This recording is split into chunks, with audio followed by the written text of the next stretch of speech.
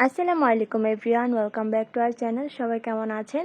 আজ আর একটা নতুন ব্লগ নিয়ে চলে আসলাম। তো আজকে অনেক দিন ধরে আপনাদের সাথে ব্লগ শেয়ার করা হচ্ছে না, তাই ভাবলাম যে আজ একটা ব্লগ শেয়ার করে ফেলি। আচ্ছা, আপনাদের ভাইয়া তো আম কিন্তু অলরেডি আমরা খেয়ে ফেলেছি। আপনার ভাইয়া আম পাঠিয়েছিল 20 কেজি অনলাইন থেকে।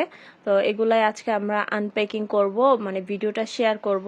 তো এখানে দেখতেই পাচ্ছেন 20 কেজি আম ছিল এখানে। তো এখন এটা আমরা সবাই আনবক্সিং করতেছি। তো আমার ছেলে মাশাআল্লাহ আম খেতে খুবই পছন্দ করে। আমার ছেলে এবং আমার আম্মু, তো ওরা নানু নাতি মাশাআল্লাহ আম এত পছন্দ করে যে কি বলবো। আমার আম্মুর পছন্দের সাথে আমার ছেলের পছন্দ মানে সব মিলে যায়। আমার আম্মু দই আম এগুলা খেতে খুবই পছন্দ করে। ও সেরকম ব্যতিক্রম কোনো কিছুই নেই, ও সেম এগুলা খেতে খুবই পছন্দ করে। তো এখানে দাদু নাতি মিলে আমাকে সাহায্য করতেছিল বক্সটা খোলার জন্য। তো এখানে আমি একটা খিচুড়ি এগুলা কেটে নিচ্ছি। তো 20 কেজি আম, অনেকগুলো আম ছিল কিন্তু। তো আমার ছেলে কিন্তু অধীর আগ্রহে বসে আছে, ও কখন আমগুলো দেখবে। যখন থেকে শুনেছে ওর আব্বু আম অর্ডার করেছে, তখন থেকে পুরো পাগল হয়ে আছে যে কখন আম আসবে আম আসবে। তাই তো ওনারা প্যাকেজিংটা কিন্তু খুবই সুন্দর করে দিয়েছিল।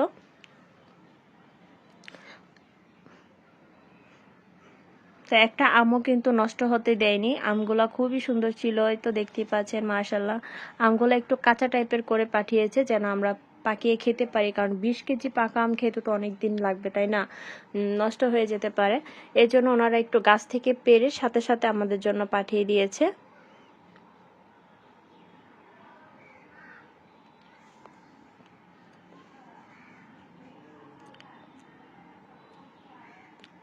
তো এখানে প্রায় 105টা আমের মতো হয়েছিল। তো সবগুলো আমি এখন আস্তে আস্তে নামিয়ে নিচ্ছি। তো আমার ছেলেও কিন্তু সাথে বসে আছে, আমার শাশুড়ি আছে, ননদের মেয়েরা আছে। তো আমরা সবাই এখানে বসে এখন আমগুলা বের করতেছিলাম।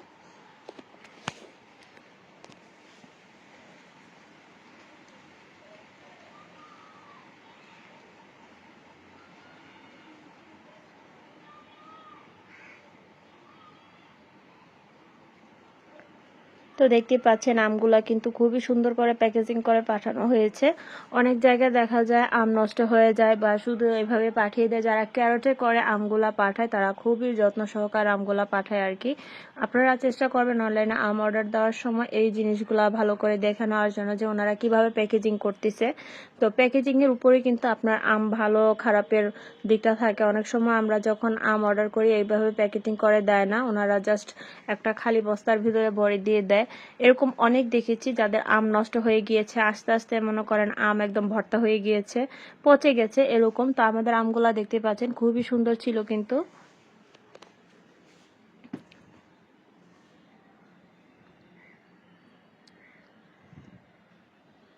তো আমি আবার আমগুলা নামিয়ে আবার ক্যারটে করে রেখে দিব, কারণ এগুলা যেহেতু এখনো কাঁচা, মাত্র 4-5টা আম পেকেছিল, ওইগুলাই ওদেরকে কেটে দিব। তো জাস্ট এটার ভিতরে যে গরমটা ছিল, যে 2-3 দিন এটার ভিতরে ছিল একটা গরম হাওয়া ঢুকে গেছে। তো এই হাওয়াটা যাওয়ার জন্যই আমি সবগুলো আম বের করেছি। তো এই তো দেখতে পাচ্ছেন 1-2টা আম কিন্তু একটু হলুদ হয়ে আছে। তো আমগুলা যে এত পরিমাণ মিষ্টি, মানে কোনো ছোবড়া নেই বা কোনো কিছু নেই, আমগুলো প্রচণ্ড পরিমাণে মিষ্টি ছিল, খুবই ভালো ছিল আমগুলো। মানে এত ভালো আম আমরা হয়তো বাজারে এখন মানে কিনতেও পাবো না। মানে কি বলবো, কোনো টক নেই, আমগুলো খুবই মিষ্টি ছিল। তো যেখান থেকে অর্ডার করেছে আমগুলো খুবই ভালো পড়েছে বলতে হবে। আর আমার ছেলে খুবই পছন্দ করেছে, ও মনে করেন সারাদিন এই আমের মধ্যেই ছিল মাসাল্লাহ। ও আম খেতে খুব পছন্দ করে, ফল ফ্রুটের দিকে ওর খুবই নেশা। ওর ভাত না দিলেও চলবে। তো এই তো দেখতে পাচ্ছেন আম এক একটা করে ধরে ধরে দেখতেছে।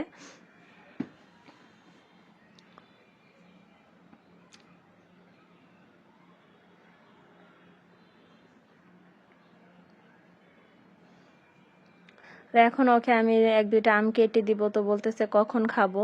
তো ওকে আর আমার ননদের মেয়েকে দুজনকে কেটে দিয়ে দিয়েছি, তো ওরা এখন খাবে।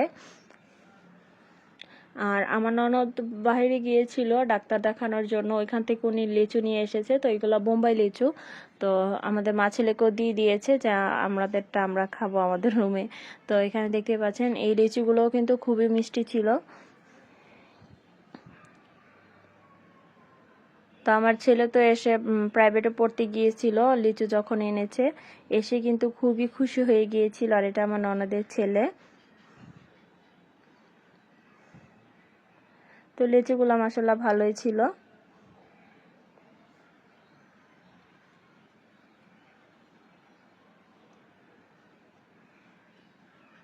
তো আজ আপনাদের সাথে দারুণ মজার একটা সবজি রেসিপি শেয়ার করব, যেটা ছোট বাচ্চারা পর্যন্ত খেতে পারবে। অনেক সময় ঝালের কারণে কিন্তু বাচ্চারা খেতে পারে না। তো এখানে আমি একটা বড় ফ্রাই প্যান বসিয়ে দিয়েছি। তো এখানে আমি পেঁয়াজ কুচি দিয়ে দিলাম, প্রায় 1 কাপের উপরে হবে। তো পেঁয়াজ কুচিগুলো দিয়ে আমি ভালো করে লাল করে নিয়েছি। 2টা তেজপাতা দিয়েছি। এখন এখানে রসুন বাটা দিয়ে দিলাম। আসলে এই সবজিটা রান্না করা হয়েছে আমাদের পরিবারের সবচেয়ে ছোট সদস্যের জন্য। তো ওর বয়স কিন্তু এখনো 2 বছর হয়নি, 1.5 বছর চলতেছে। তো ওর জন্য আর কি সবজিটা মেন উদ্দেশ্য করে রান্না করা। খাবো তো আমরা সবাই, একদমই ঝাল দিইনি, এরকমভাবে রান্না করেছি। তো এখানে যে 1 চা চামচ মরিচ দেখতে পাইতেছেন, শুধু এটাই দিয়েছি, আর দিইনি। আর এখানে হলুদের গুঁড়া দিয়ে দিয়েছি 2 টেবিল চামচের মতো, ধনিয়ার গুঁড়া দিয়ে দিচ্ছি। দেওয়ার পরে এখন মশলাটা আমি ভালো করে কষিয়ে নিব।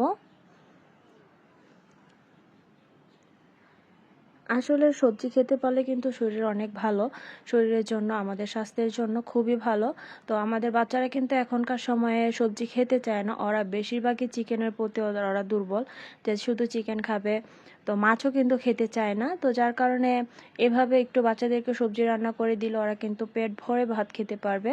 আর এখানে আমি পরিমাণ মতো লবণ দিয়ে দিচ্ছি। তা আমার ছেলে আবার মাশাল্লাহ ও সবজি খেতে পছন্দ করে, ওকে ছোট থেকেই সবজি খাইয়ে অভ্যাস করেছি। কারণ সবজি তো অবশ্যই খেতে হবে, সবজি না খেলে স্বাস্থ্যের জন্য ভালো হবে না। আর তারপর বড় হয়ে নানান রকমের বাহানা করবে খাবারের জন্য, যে যেটা আমার শরীরের জন্য উপকার সেটাই যদি আমি না খাই তাহলে আমার এই খাবার খেয়ে তো কোনো লাভ নেই। আর এখানে ইলিশ শুটকি দিয়ে বেগুন দিয়ে রান্না করতেছিলাম, সেটা আপনাদের সাথে একটু শেয়ার করে দিচ্ছি। তো এখানে আমি 2 রকমের ডাল দিব আর কি।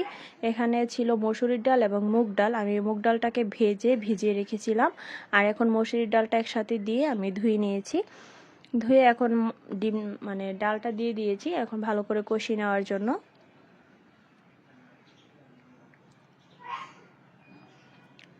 ডালে কিন্তু প্রচুর প্রোটিন থাকে, তাই না? ডাল কিন্তু আমাদের স্বাস্থ্যের জন্য খুবই উপকারী। বাচ্চাদেরকে অবশ্যই ডাল খাওয়ানোর অভ্যাস করবেন। তো আমাদের বাসায় বাচ্চারা অনেকেই সব মানে ডালের খুবই মানে কি বলবো, ওরা খুব ডাল প্রেমী, যদি ঘন করে ডাল রান্না করে দিই।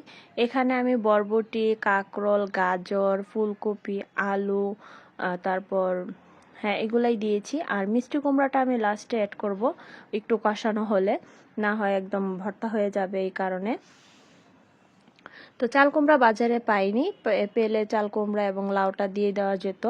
তো লাউর কথা অবশ্য মনে ছিল না, চাল কুমড়া মানে দেওয়ার উদ্দেশ্যে ছিল। তো চাল কুমড়াটা না পেয়ে আমরা চলে এসেছিলাম আর কি, আর গাজর এগুলা নিয়ে এসেছি।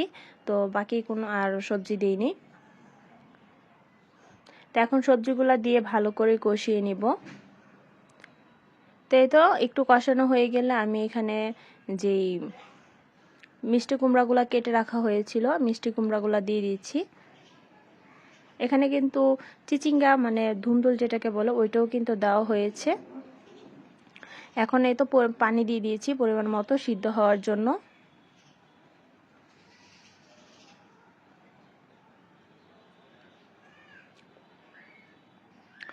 আর এই তো সবজিটা কিন্তু প্রায় সিদ্ধ হয়ে এসেছে। এখন কিছুটা টমেটো দিয়ে দিব, এখানে 3টা টমেটো দিয়েছি। আর টমেটোগুলো খুবই টক ছিল, আসলে টক জানলে হয়তো আরেকটা কমিয়ে দিতাম।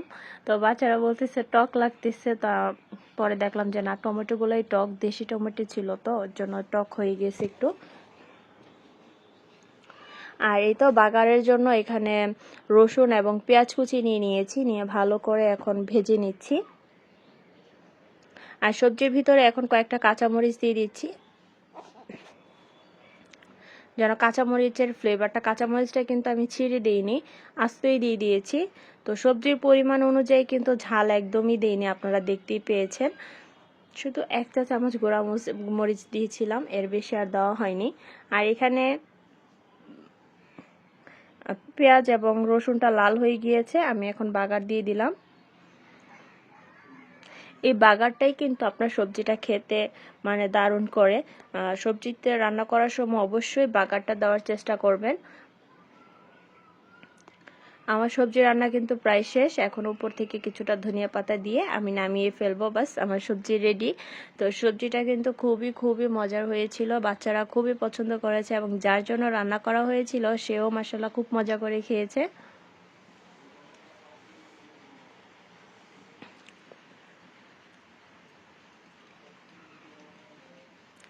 এই তো এখানে